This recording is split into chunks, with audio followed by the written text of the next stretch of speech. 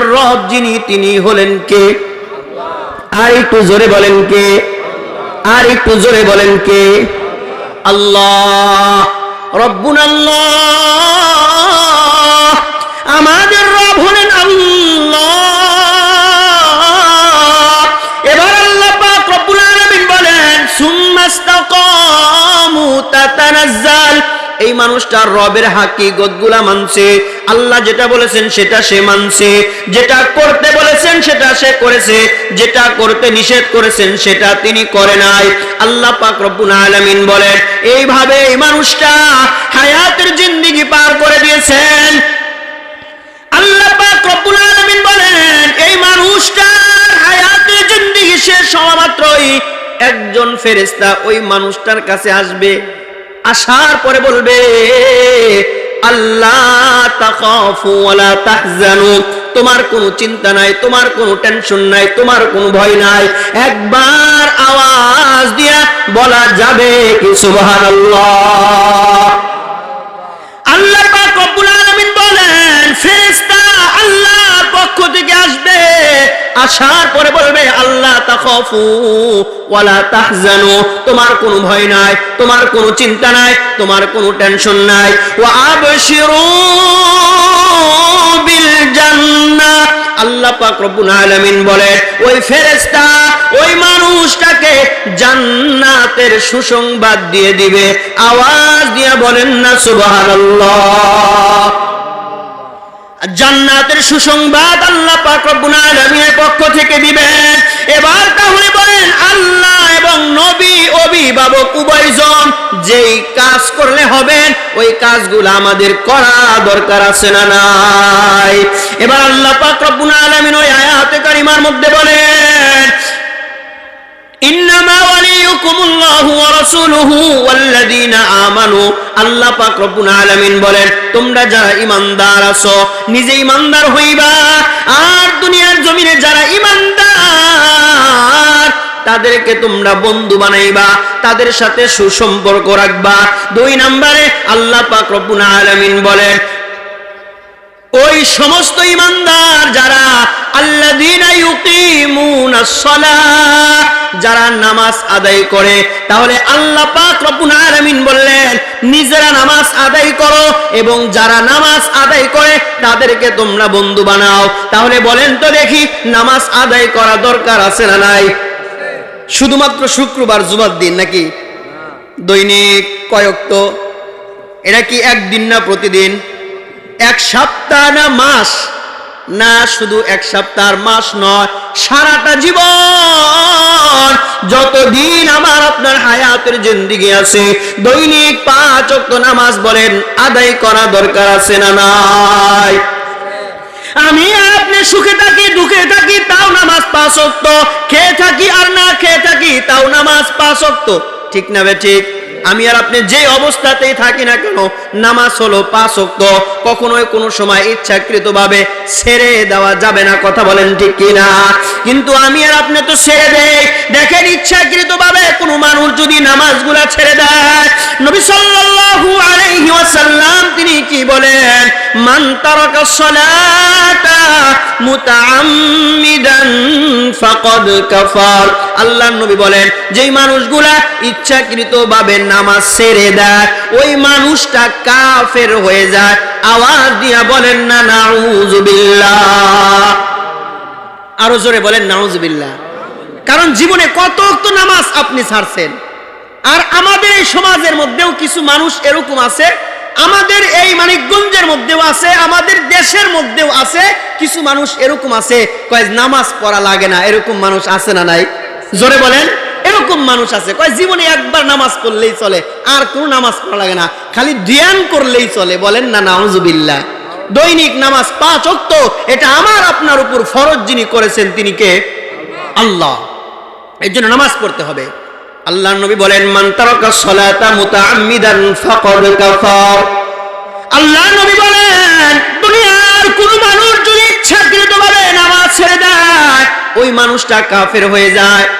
মুহাদ্দিসিনে কেরামগণ বলেন, ব্যাখ্যার মধ্যে তারা বলেন আরে নবী যদিও কাফের শব্দটা ব্যবহার করেছেন কিন্তু কাফের হবে না। ওই মানুষটা নামাজ যদি অস্বীকার করে তাহলে কাফের, ইচ্ছাকৃতভাবে ছেড়ে দিলে কাফের হবে না। এটা কাফের শব্দ নবী বলিয়া নামাজের গুরুত্ব বুঝিয়েছেন। এই জন্য দৈনিক নামাজ 5 ওয়াক্ত আমরা পড়ব, বলেন ইনশাআল্লাহ। আরো জোরে বলেন ইনশাআল্লাহ। দেখেন নামাজ আদায় করলে কি লাভ। আল্লাহ পাক রব্বুল আলামিন তার মহাগ্রন্থ আল কুরআনুল কারীমের 21 নম্বর পারার 1 নম্বর পৃষ্ঠার 1 নম্বর লাইন সূরাতুল আনকাবুতের মধ্যে আল্লাহ পাক রব্বুল আলামিন বলেন, উতলু মা উহিয়া ইলাইকা মিনাল কিতাবি ওয়া আকিমিস সালাহ। আল্লাহ পাক রব্বুল আলামিন বলেন, দুনিয়ার জমিনের কোন মানুষ যদি সুন্দরভাবে সঠিক নিয়মে ভালো পদ্ধতিতে, নবী সাল্লাল্লাহু আলাইহি ওয়াসাল্লামের একজন সাহাবী যার নাম ওমর ইবনুল খাত্তাব রাদিয়াল্লাহু তাআলা আনহু, তিনি বলেন, وعن عمر بن الخطاب رضي الله تعالى عنه قال عمر بن الخطاب رضي الله تعالى عنه বলেন, الشتاء غنيمة العابدين। ওমর ইবনুল খাত্তাব রাদিয়াল্লাহু তাআলা আনহু বলেন, শীতের মৌসুমটা, শীতের সময়টা ইবাদতের জন্য একটা উপযুক্ত সময়, বলেন সুবহানাল্লাহ। শীতের সময়টা ইবাদতের জন্য একটা উপযুক্ত সময়।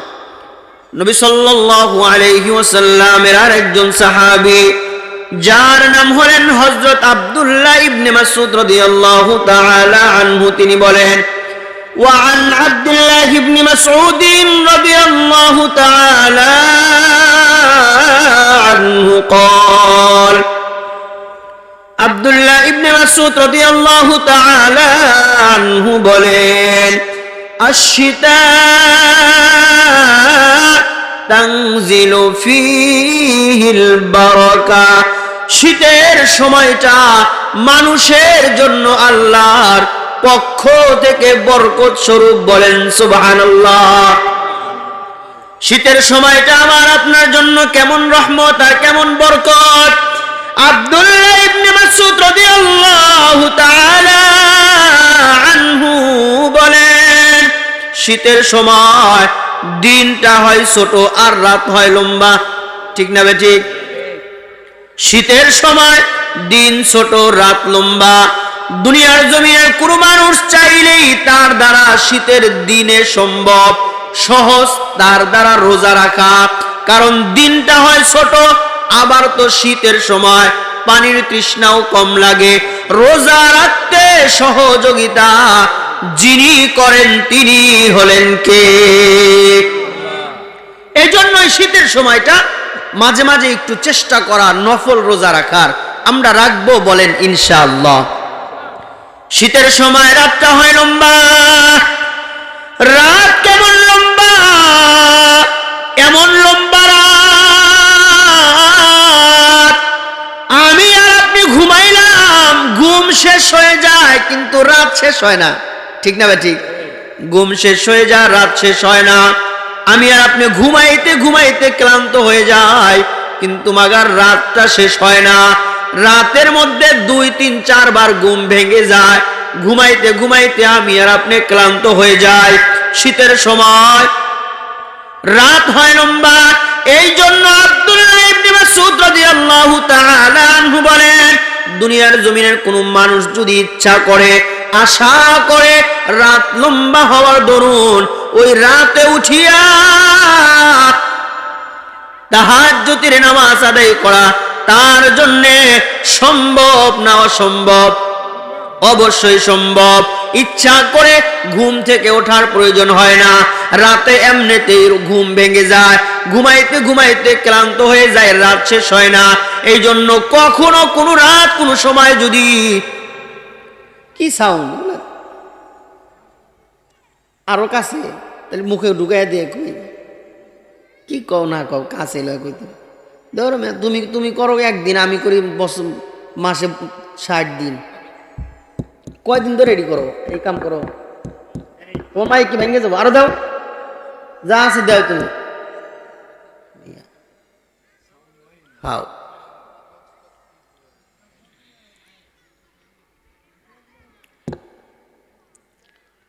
আয়োজন করছেন, সুন্দর মাইক আনছেন, মনে করেন যে আইসক্রিমের মাইক আনছেন। আর আজকে আমি কথা কম, আমার গলার 12টা বাজে যাবে। আরো যে মনে করেন যে একটা রোজার আগের দিন পর্যন্ত ডেট, কি করুন কোন বলেন, আপনারাই বলেন কি করুন। সব কিছু আপনারা সুন্দর করছেন, সব কিছু করছেন, খরচ করছেন, মানে ইচ্ছাকৃতভাবে টাকা ব্যয় করছেন। মাইক আনতে গিয়ে মনে করছেন যা পাইছেন তাই আনছেন। একটু চিন্তা ভাবনাও করে আনেন। আরো এক হাত দূরে থেকে কইলো ভালো আওয়াজ দিতে। এই মাইক্রোফোনের দাম হতো বড় দাম না, 150 টাকা করে রেডি। এই 150 টাকা করে রেডি, 150 টাকা করে। তাইলে বেটা কথা বলছে 150 টাকা করে রেডি। মেয়ে একটা মাইক্রোফোন থাকবো 5000 টাকা প্লাস। 1.5 হাত দূরত্বে কথা বলে মেয়ে কথা টাইনে লয়ে যাবো। এখন আমি কথা দিতেছি তারপরেও যায় না, কথা আমি জোরে দিতেছি তারপরেও যায় না। আর যে মাইক যে ভালো হইব এমনি সেটাই নিয়ে যাবে, ভালো না তৈরি যাক। তারপরেও যা হইছে হইছে, যতক্ষণ থাকে থাক, আল্লাহ ভরসা। তুমি নতুন অপারেটর, তুমি ভুল স্বীকার করো যে আমি এসব কিছু বুঝেছি না, মালিক আমারে পাঠাইছে, আমি চালাইতেছি। যাক, কি বলতেছিলাম, শীতের সময় কি হয়, দিন ছোট হয়। এই জন্য একটু চেষ্টা করেন রোজা রাখা। রোজা রাখলে কি হয়, রোজার বদলা আল্লাহ নিজ হাতে দান করবেন। সুবহানাল্লাহ করবেন না? নিজ হাতে আল্লাহ নিজ হাতে দিবেন, রোজার নিজ হাতে দিবেন। আর রাতে তাহাজ্জুদ, আল্লাহর প্রিয় বান্দা হওয়ার জন্য সবচাইতে গুরুত্বপূর্ণ ইবাদত, ফরজ ওয়াজিবের পরে হলো তাহাজ্জুদ। এই জন্য ঘুম যখন ভেঙে যায়, ইচ্ছাকৃতভাবেই তো ঘুম ভেঙে যায়, এই জন্য একটু হইলেও 2 রাকাত 4 রাকাত নামাজ আমরা আদায় করব, বলেন ইনশাআল্লাহ। আল্লাহ তৌফিক দান করুন, বলেন আমিন। আর আমরা তো গ্রামগঞ্জের মানুষ, একদম গ্রাম আসলাম তো দেখলাম গ্রামগঞ্জের মানুষ। সারাদিন আপনারা বিভিন্ন কাজকর্ম করেন, ব্যস্ত থাকেন, এই রাতে ঘুম ভাঙ্গার সুযোগ একটু কম। তারপরেও আপনাদের খেদমতে হাজির হয়ে একটা আমলের কথা বলে যাই। নবী সাল্লাল্লাহু আলাইহি ওয়াসাল্লামের হাদিস, قال رسول الله صلى الله عليه وسلم, আল্লাহর নবী বলেন, মান সাল্লাল ইশা ফি জামাতিন। নবী সাল্লাল্লাহু আলাইহি ওয়াসাল্লাম বলেন, দুনিয়ার জমিনে কোনো মানুষ যদি এশার নামাজ জামাতের সহিত আদায় করতে পারে। কোন নামাজ? আজকে কে কে পড়ছেন হাত উঠান তো দেখি। যারা পড়েন নাই তারা হাত উঠায়েন না, সাবধান। পড়েন নাই তো পড়েন না, আমার মিথ্যা কথা করার দরকার নাই। মাশাআল্লাহ, আল্লাহ কবুল করুন, বলেন আমিন। নবী সাল্লাল্লাহু আলাইহি ওয়াসাল্লাম তিনি বলেন, মান সাল্লাল ইশা ফি জামাতিন। আল্লাহ নবী বলেন, দুনিয়ার জমিনের কোন মানুষ যদি এশার নামাজ জামাতের সহিত আদায় করতে পারে, নবী সাল্লাল্লাহু আলাইহি ওয়াসাল্লাম বলেন, ফাকান্নাহু ক্বামাল লাইলা নিসফা। আল্লাহ নবী বলেন, অর্ধেক রাত দাঁড়ায়া দাঁড়ায়া নফল ইবাদত করে যেই সব, ওই বান্দার আমল নামায় আমার আল্লাহ দান করে দিবেন। কি করছেন? মাত্র 10 থেকে 12 থেকে 15 মিনিট সময় একটু কষ্ট করে মসজিদে যায়া এশার নামাজ জামাতে পড়ছেন। অর্ধেক রাত আপনি ঘুমাইছেন, কিচ্ছু করেন নাই, আমল নামায় যিনি নেকি লিখে দিয়েছেন তিনি কে? আবার দেখেন, আমার নবী, আপনার নবী, দয়ার নবী, মায়ার নবী, তিনি কি বলেন? নবী সাল্লাল্লাহু আলাইহি ওয়াসাল্লাম তিনি বলেন, ওয়া মান সাল্লাল ফাজর ফি জামাআতিন। নবী সাল্লাল্লাহু আলাইহি ওয়াসাল্লাম বলেন, আবার ওই মানুষটা, কোন মানুষটা?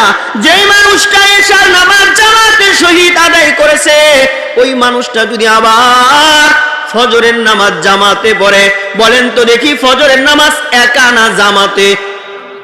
যদি জামাতে পড়ে, নবী সাল্লাল্লাহু আলাইহি ওয়াসাল্লাম তিনি বলেন, ফাকান্নাহু ক্বামাল লাইলা কুল্লা। আল্লাহর নবী বলেন সারা রাত দাঁড়ায়া দাঁড়ায়া নফল ইবাদত করলে যেই সব ওই বান্দার আমল নামায় আমার আল্লাহ দান করে দিবেন। শুধুমাত্র এশার সময় 15 মিনিট, ফজরের সময় 10 মিনিট জামাতে পড়ছেন, সারা রাত কি করছেন? আপনি ঘুমাইছেন। সারা রাত নফল ইবাদত করার সব আল্লাহ তার আমল নামায় দান করে দিবেন। বলেন সুবহানাল্লাহ। এই আমলটা করা যাবে? বলেন ইনশাআল্লাহ। আল্লাহ তৌফিক দান করুন, বলেন আমিন। সহজ সহজ, একদম সহজ। আমি আপনি ফজরের নামাজ জামাতের সহিত আদায় করতেছি, বলেন তো দেখি একটা কথার সাক্ষ্য দেন। এই যে আপনাদের সিংগাইর মানিকগঞ্জের মধ্যে যতগুলা মসজিদ আছে, সব মসজিদের মধ্যে অন্য অন্য নামাজের তুলনায় যোহর, আসর, মাগরিব, এশা 4 ওয়াক্ত নামাজের তুলনায় ফজরের তেলাওয়াত ছোট হয় না বড় হয়? শুধুমাত্র কেবলমাত্র একমাত্র সিংগাইর আর মানিকগঞ্জের মধ্যে এই সিস্টেম নয়, আমার আপনার বাংলাদেশের মধ্যে সিস্টেম, সারা দুনিয়ার মধ্যে একই সিস্টেম। আল্লাহর ঘর কাবায় একই সিস্টেম, নবীর মসজিদে নববী একই সিস্টেম। 4 ওয়াক্ত নামাজ যোহর, আসর, মাগরিব, এশার তুলনায় ফজরের তেলাওয়াতটা লম্বা হয়। আপনাদের এই কেন্দ্রীয় জামি মসজিদেও ফজরের তেলাওয়াত লম্বা হয়। কেন লম্বা হয়? ফজরের তেলাওয়াতের বড় দাম, ফজরের তেলাওয়াতের বড় দাম। আল্লাহ পাক রব্বুল আলামিন তার মহাগ্রন্থ আল কোরআনুল কারীমের মধ্যে আল্লাহ পাক রব্বুল আলামিন বলেন, ও দুনিয়ার জমিনের আমার বান্দা বান্দিরা শোনো, ইন্না কুরআনাল ফাজরি কানা মাশহুদা। আল্লাহ পাক রব্বুল আলামিন বলেন, ও আমার বান্দারা শুনো, যেই সমস্ত বালিগ পুরুষগুলা ফজরের নামাজ গিয়া মসজিদে গিয়া জামাতের সহিত আদায় করবে, আল্লাহ পাক রব্বুল আলামিন বলেন ফজরের নামাজের তেলাওয়াত যে করবে আর যারা ফজরের নামাজের তেলাওয়াত গুলা শুনবে, ইন্না কুরআনাল ফাজরি কানা মাশহুদা, এই ফজরের তেলাওয়াত যে করছে ইমাম সাহেব আর যারা শুনছে মুক্তাদি, তাদের উভয়ের জন্য ইয়াউমাল কিয়ামা, কিয়ামতের ময়দানে সাক্ষী দিয়া তাদেরকে জান্নাতের মেহমান বানায়া দিবে। এই তো ফজরের তেলাওয়াতের বড় দাম। তাহলে এই ফজরের তেলাওয়াতের এত দাম, এই ফজিলত আমি আর আপনি তখন পাবো যখন আমি আর আপনি আরামের বিছানা ছাইরা গিয়া ফজরের নামাজ জামাতে পড়বো। কথা বলেন ঠিক কিনা? পড়বেন তো ইনশাআল্লাহ? হ্যাঁ, ইমাম সাহেবকে জিজ্ঞাসা করলে কয়, হুজুর মাত্র আমি সহ মুয়াজ্জিন থাকলে মুয়াজ্জিন সহ 10 থেকে 12 জন আর 15 জন। আরে না না না, এই জন্য রাত তো অনেক লম্বা, সব নামাজি জামাতে পড়ার চেষ্টা করা, কিন্তু বিশেষ করে এশা আর ফজর এই 2 ওয়াক্ত নামাজ আমি আপনি আমরা জামাতে পড়বো। কালকে থেকেই আরম্ভ করে দিব, বলেন ইনশাআল্লাহ। আল্লাহ তৌফিক দান করুন, বলেন আমিন। এগুলা হলো আল্লাহ পাক রব্বুল আলামিনের পক্ষ থেকে আমার আপনার জন্য বিশাল বড় নিয়ামত। আল্লাহ পাক রব্বুল আলামিন তার মহাগ্রন্থ আল কোরআনুল কারীমের 13 নম্বর পারার 18 নম্বর পৃষ্ঠা সূরা ইব্রাহিমের 34 নং আয়াত কারিমার মধ্যে আল্লাহ পাক রব্বুল আলামিন দুনিয়ার জমিনের মানুষকে উদ্দেশ্য করে বলেন, ও আমার বান্দা বান্দিরা শুনো, ওয়া আতাকুম মিন কুল্লি মা সালতুম। আল্লাহ পাক রব্বুল আলামিন বলেন, হে আমার বান্দা বান্দিরা শুনো, তোমরা আমি আল্লাহর কাছে যে সমস্ত জিনিসগুলা চেয়েছো সেগুলা পেয়েছো। আল্লাহ বলেন, তবে শুনো, এমন অসংখ্য অগণিত নিয়ামত যেগুলো আছে তোমরা পাইছো, আমার কাছে চাও নাই, তারপরে এমন অসংখ্য অগণিত নিয়ামত আমাদেরকে যিনি দিয়েছেন তিনি কে? সবাই বলেন কে? আল্লাহ। এবার আল্লাহ পাক রব্বুল আলামিন বলেন, ওয়া ইন তাউদ্দু নি'মাতাল্লাহি লা তুহসুহা। আল্লাহ পাক শুনো, আমি আল্লাহ তোমাদেরকে যে সমস্ত নিয়ামত দান করেছে, এই নিয়ামত গুলো একা একটা করে গুনে গুনে গণনা করে কখনোই কোন সময় শেষ করা যাবে না। বলেন তো দেখি এই কথাটা যিনি বলেছেন তিনি হলেন কে?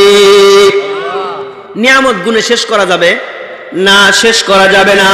এবার আল্লাহ পাক রব্বুল আলামিন তার মহাগ্রন্থ আল কোরআনুল কারীমের 27 নম্বর পারা 10 নম্বর পৃষ্ঠার মধ্য থেকে একটি সূরা আরম্ভ, যার নাম হলো সূরাতুর রহমান।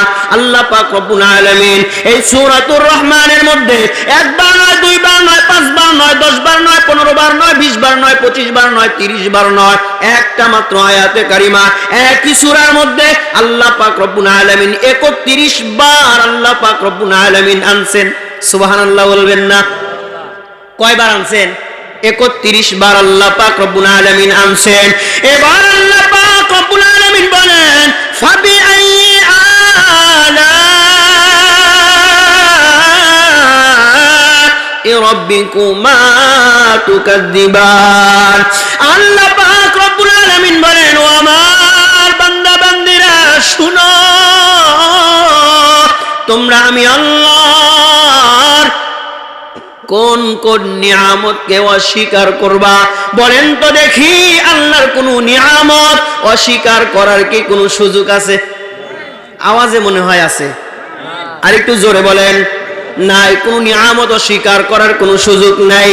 আল্লাহ পাক রব্বুল আলামিন সূরা ইব্রাহিমের মধ্যে বলেন কোন কোন নিয়ামত, কত নিয়ামত দিলাম, কোন নিয়ামতগুলা কোন নিয়ামত গুনে গুনে শেষ করতে পারবা না।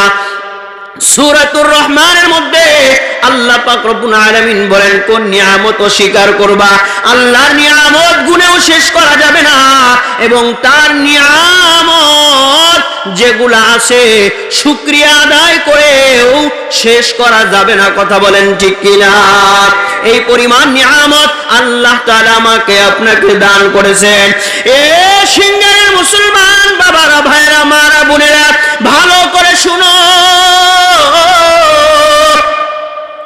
আল্লাহ পাক রব্বুল আলামিন তার মহাগ্রন্থ আল কোরআনুল কারীমের 16 নম্বর পারার 3 নম্বর পৃষ্ঠা সূরাতুল কাহফের 107 তথা 107 নম্বর আয়াতে কারিমার মধ্যে আল্লাহ পাক রব্বুল আলামিন বলেন, ইন্নাল্লাযীনা আমানু, আল্লাহ পাক রব্বুল আলামিন বলেন, ও আমার বান্দা বান্দীরা, তোমরা যদি জান্নাতে যেতে চাও, কোথায় যাইবেন নি? আওয়াজে ওখানেও যাইতে আপনার আওয়াজ লাগে। জান্নাতে যাবেন? সবাই বলেন ইনশাআল্লাহ। খালি ইনশাআল্লাহ কইলে না, কাম করতে হইব, নামাজ পড়তে হইব। এক নাম্বার যেটা আল্লাহ পাক রব্বুল আলামিন সূরাতুল কাহফের 107 নম্বর আয়াতে কারিমার মধ্যে আল্লাহ পাক রব্বুল আলামিন বলেন, ইন্নাল্লাযীনা আমানু, তোমরা যদি জান্নাতে যেতে চাও সর্বপ্রথম তোমাদের গুণ লাগবে 2টা। বলেন দেখি কয়টা? 2টা গুণ লাগবে। আল্লাহ পাক রব্বুল আলামিন 1 নম্বরে বলেন, ইন্নাল্লাযীনা আমানু, 1 নম্বর গুণের নাম হলো ঈমান। আমার তো মন বলে, আমার তো দিল বলে, এখানে আমরা যারা উপস্থিত আছি সবার মধ্যে বলেন ঈমান আছে না নাই? ঈমান আছে। তাহলে আমি আর আপনি ঈমানদার। এই ঈমান আমাকে আপনাকে যিনি দিয়েছেন তিনি হলেন কে? একবার ওই রবের শুকরিয়া আদায় করে বলেন না আলহামদুলিল্লাহ। আল্লাহ পাক রব্বুল আলামিন বললেন, ও আমার বান্দা বান্দীরা শুনো, 1 নাম্বার যে গুণ লাগবে সেটার নাম হলো ঈমান, আর 2 নাম্বার যে গুণ লাগবে আল্লাহ পাক রব্বুল আলামিন বলেন, ওয়া আমিলুস সলিহাত। আল্লাহ পাক রব্বুল আলামিন বলেন ওই গুণের নাম হলো আমলে সালেহ করা, নেক আমলগুলা করা, ভালো কাজগুলা করা। তাহলে বলেন 1 নাম্বার ঈমানদার, 2 নাম্বার হলো নেক আমল করা। নেক আমলগুলা করা দরকার আছে না নাই? নেক আমল করতে হবে। নেক আমল কাহাকে বলা হয়? মুফাসসিরিনে কেরামগণ বলেন 2 দুনিয়ার সব তাফসীরের কিতাবের মধ্যে নেক আমলের ব্যাখ্যায় মুফাসসিরে কেরামগণ বলেন নেক আমল বলা হয় আল্লাহ পাক রব্বুল আলামিনের প্রতিটা আদেশ মানা, আল্লাহ যেটা করতে বলেছেন সেটা করা, আল্লাহ যেটা করতে নিষেধ করেছেন সেটা কখনোই করা যাবে না, এটার নামই হলো নেক আমল। এবার আল্লাহ পাক রব্বুল আলামিন বলেন যে সমস্ত মানুষগুলো ঈমানদার পাশাপাশি তারা নেক আমল করবে, আমলে সালেহ গুনাহ করবে, কখনোই কোনো সময় শিরকি কাজ করবে না। কি কাজ? শিরিক কাজ কখনোই করবে না, কখনোই শিরিক কাজ করবে না। আল্লাহ পাক রব্বুল আলামিন বলেন কানাত লাহুম জান্নাতুল ফিরদাউসি নুজুলা। আল্লাহ পাক রব্বুল আলামিন বলেন আমি আল্লাহ ওয়াদা দিলাম, আমি আল্লাহ ঘোষণা দিলাম, অঙ্গীকার করলাম, যারা ঈমানদার শিরিক মুক্ত নেক আমল করবে, আমলে সালেহ করবে, আল্লাহ বলেন তাদের মরণ হতে দেরি আমি আল্লাহ তাদেরকে জান্নাতুল ফিরদাউসের মেহমান বানাইতে দেরি করব না। তাহলে এক নাম্বার গুণ যেটা আল্লাহ আমাদেরকে দান করেছেন, আর দ্বিতীয় যে কাজটা আমার আপনার জন্য আল্লাহ করণীয় বানায়া দিলেন নেক আমল করা, ওই আল্লাহর কথা মানা, আল্লাহর কথাগুলা মানা, আল্লাহর বিধিবিধানগুলা মানা দরকার আছে না নাই? অবশ্যই মানতে হবে। এবার আল্লাহ পাক রব্বুল আলামিন তার মহাগ্রন্থ আল কোরআনুল কারীমের 6 নম্বর পারার 16 নম্বর পৃষ্ঠা সূরাতুল মায়েদার 55 তথা 55 নম্বর আয়াতে কারিমার মধ্যে আল্লাহ পাক রব্বুল আলামিন বলেন ও আমার বান্দা বান্দিরা শুনো ইন্নামা ওয়ালিয়ুকুমুল্লাহ।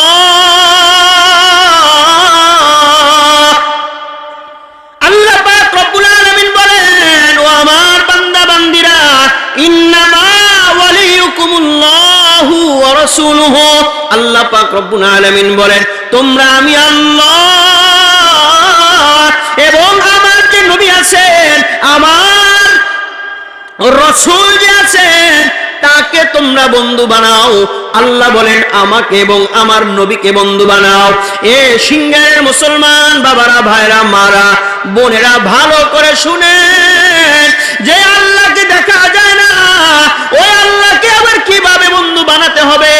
যেই নবী এখন বর্তমানে দুনিয়ার জমিনে নাই, ওই নবীকে আবার কিভাবে বন্ধু বানাতে হবে?